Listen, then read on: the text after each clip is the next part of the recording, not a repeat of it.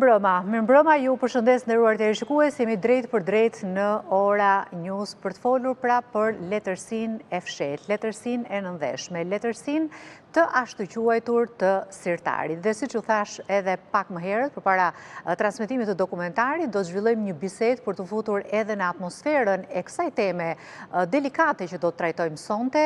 Kam në studio pedagogen e Universitetit të Tiranës, Degës Gjuhë Letërsi, por njëkohësisht edhe një studiuese e shumë autorëve, studiuese e letërsisë, Viola Isuvajnë. Viola, mirëmbrëma dhe kënaqësi që të kam në studio. Do doja të, përpara se të shfaqim dokumentarin, edhe ti e pjesë e ti dhe le të themi frymëzimi për ta realizuar, të japim një kontekst të përgjithshëm të kohës, të mënyrës se si u shkrua kjo letërsi e ashtuquajtur disidente, dhe a mund të bëhet fjalë për një disidencë të mirëfillt letrare në Shqipëri, në ato kushte të vështira të regjimit diktatorial?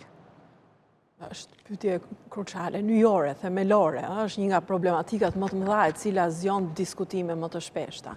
Duke falenderuar dhe njëherë për ftesën, le të kthehemi pak tek momenti kur instalohet realizmi socialist. Ka lidhje me sistemin politik. Është një metodë e cila detyron shkrimtarët dhe artistët me dhunë që të shkruajnë sipas disa rregullave të caktuara. Rregullat e caktuara të realizmit socialist nuk kanë të bëjnë me njeriu, me botën e tij. Nuk kanë të bëjnë me atë që njeriu ravgon, ndron, pëson, ose me thelbin e ekzistencës së tij në jetë. Kanë të bëjmë vetëm me disa parime bazë, 4 ishin kryesoret, me partishmërinë, do të thotë faqet e një romani, sidomos faqet e fundit vetëm do të afirmojnë, konfirmojnë dhe njëherë ideologjinë, ka të bëjmë me ndërtimin e ashtuquajturit hero pozitiv dhe antagonistit të tij personazhit negativ, pra personazhet siç e shihni duhet të jenë bardhëzi pa ngjyra, sikurse janë në jetën e një mend. Personazhi pozitiv duhet të jetë gjithmonë me vendosmërinë e tij të palëkundur për të mbështetur partishmërinë dhe idealet e të tjera, ka dhe pika të tjera si karakteri popullor i masave, lufta e klasave dhe të tjera. Tani kjo ishte dogma që imponohej. Por është kundra shpirtit të njeriut. Dhe ky heroj pozitiv prandaj dhe dështoi, sepse paratipi i vërtet nuk gjendej në jetë. Ishte diçka, një krijesë laboratorike. Pavarësisht faktit që kjo letërsi e fshehtë shqiptare për cilën do flasim në dokumentar, është shkruar jashtë dogmave të realizmit socialist. Dhe shpesh herë nuk ka qenë politike. A i plotson ajo kriteret për të quajtur letërsi disidente? Termi është relativ, shumë dukur i vjen në diskutim. Ju tregoj se ku qëndron problemi në të vërtetë, ose përplasja. Çështja e disidencës ka lidhje me mendimin ndryshe në mënyrë të hapur, të shprehur publikisht. Mirë po, në Shqipëri bizotronte një situatë e veçantë, ndryshe nga vendet e lindjes.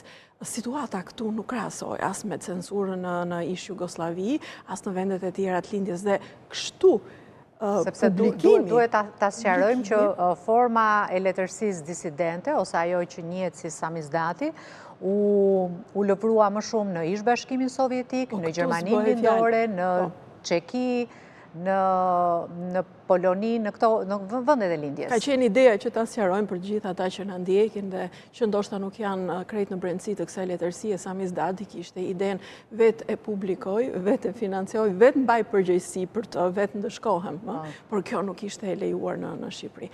Do të thotë, këtu nuk ishte mundur fare. Kemi qenë në kushte krejtësisht të ndryshme nga të gjitha vendet e tjera komuniste. Nuk ishte asnjë mundësi, asnjë hapësirë, lirie publike të shprehje mendimin kundër totalitar në mënyrë të hapur. Megjithatë, mendimi ndryshe ekzistonte në disa forma, në cilat forma, ndonjëherë në formë të fshehur dhe të fshehtë, të fshehur dhe të paditur krejtësisht nga të tjerët në Sirtar, për shkrimtarët që të themi ishin në liri, për ata që ishin të burgosur herë në copa letrash, të fshehura, herë të mbajtura mend, sepse sidomos poezia ka mekanizmin për tu mbajtur mend, për tu memorizuar, ekzistonte në këtë forma. Por nuk luante dot rolin potencial që të shkonte tek publiku, tek lexuesi dhe ta shprehte këtë mendimin kundër totalitar. Nuk arrinte. Ky është një